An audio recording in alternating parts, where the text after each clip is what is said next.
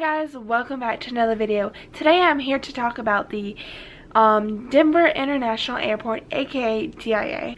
If you don't know about what the DIA airport is or anything about it, it's a pretty crazy airport that was built in a very scary way.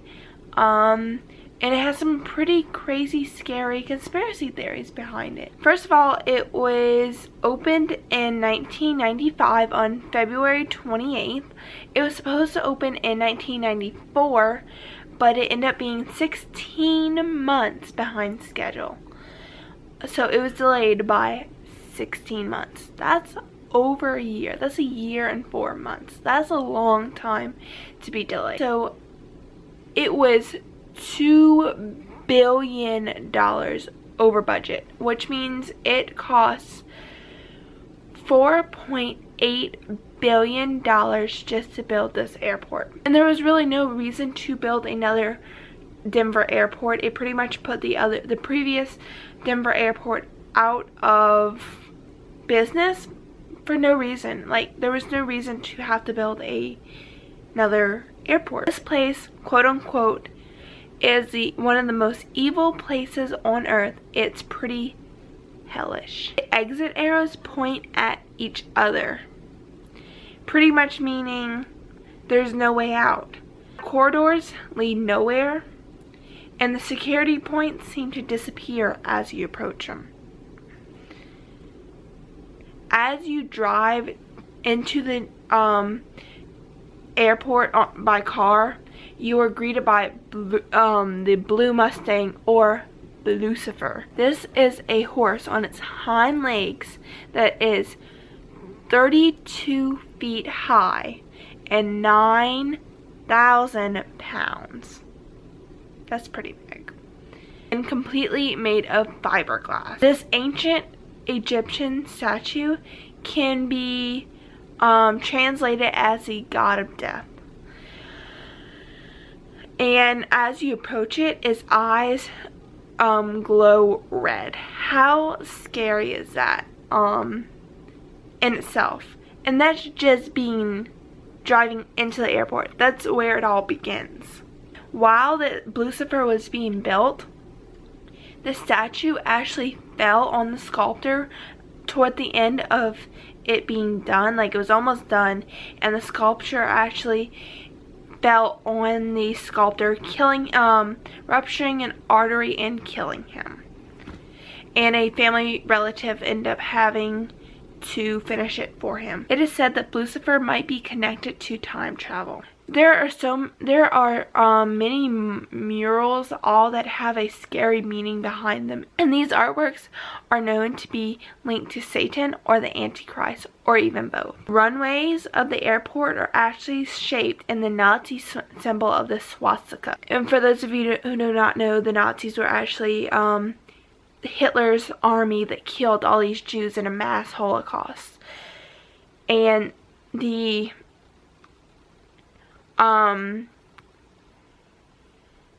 runways are this symbol, this Nazi symbol. Like, if you look at it from an area view, the baggage claim area, the shape of it can be known as the Devil's Workshop. This whole airport, from the symbols, the artwork, the sculptures, pretty much everything about it is very unexplainable. There's this one artwork that is Hitler, like a military Hitler, that pretty much represents a genocide, another genocide, and he's stabbing the dove to symbolize the end of peace. And there's these women cradling onto their dead babies. In this painting or mural has recently been painted over in recent years. But just the thought of it even being there, like, how freaky is that? Because it's still technically there underneath the paint. Like, if you were to scratch away at the paint, it's still there. And actually in front of the Holocaust painting, there is this plaque thing that says AUAG, which can also mean silver and gold, as a like periodic symbols, but it can also be linked. AUAG is also a deadly strain of hepatitis called Austrian England-10. Sorry if I'm pronouncing that wrong. This AUAG can also be the strain of hepatitis, also known as AUAG, can also be known as a biological warfare weapon. So that's pretty freaky in itself. And actually, the guy who discovered AUAG was part of the construction team for this airport. Another mural art/artwork is 3 young women that pretty much represent the destruction of the world. This airport is pretty much the hub for United and Frontier, among other airlines. It is known that the airport has a lot of underground space that was supposed to be technically a baggage, like advanced baggage claim thing, but it pretty much failed in the early and it is said to have failed whenever the airport was just getting going, and they pretty much just left it alone. Like, why would you leave that alone? Why wouldn't you try to fit? That is so much money that was put into building this, supposedly. Why would you just leave it alone like that? Where many people believe that there is actually an underground bunker for the global elite to go in a time of crisis. It is also thought to be that there is actually a FEMA underground concentration camp under the airport as well. And it's also said that under the ground there was these buildings that were pretty much just built over, and pretty much it didn't go as planned, so they just built like around them, like pretty much buried the buildings. So it is also thought to be that there is a underground town underneath this airport. There is a very complex network of tunnels underneath this airport, which is part of the reason why it took so long, and construction went over 16 months. This airport is the largest in the whole country. It is known to be larger than Manhattan, New York. It is also thought to be that there is a underground CIA base underneath this airport. And the last thing I'm going to talk about is the dedication marker. This dedication marker is thought to be on top of a time capsule that is to be opened in 2094, which is 100 years later from when the airport was supposed to be open to the public, which was 1994, but it ended up being a year delayed. No one knows what's in this 100-year time capsule. People think it may be connected to the Freemason. On the time capsule it says something about a New World Airport Commission, which does not exist. So what do you think about this airport? Have you traveled through this airport? I personally have not traveled through this airport. Share in the comments what are your stories with this Denver airport, and what are your thoughts on this whole thing. What do you believe is the reason behind it?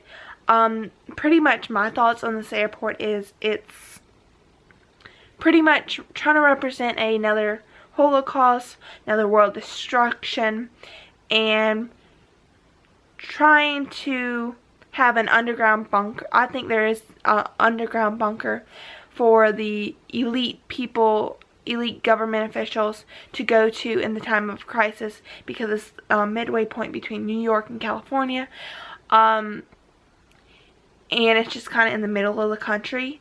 But I just believe that it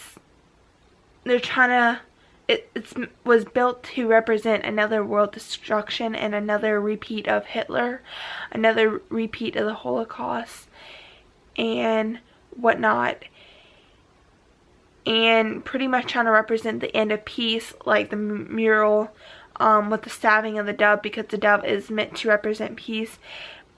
And I just have a lot of mixed thoughts on this airport, and it makes me really want to go travel to this airport just to check it out. I actually have family that is moving to Denver this summer, so that would be a fun adventure to go visit them and check out this airport at the same time, and kind of get my own thoughts on this airport, and see if I visit this I kind of just want to visit this airport and see if it's as bad as people put it out to be.